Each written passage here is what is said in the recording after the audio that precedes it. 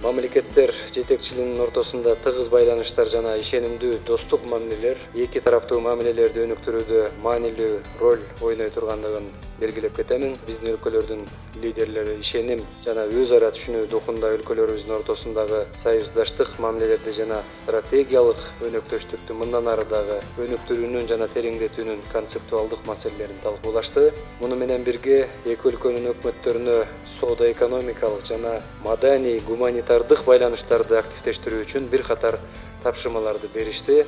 Бүгүнкү күндө ушул коронавирус пандемиясына байланыштуу шектөөлөргө карабастан биз жемиштүү жолугушууларды өткөрүп, эки тараптуу актуалдуу маселелерди талкуулап, маанилүү чечимдерди кабыл алып жатабыз.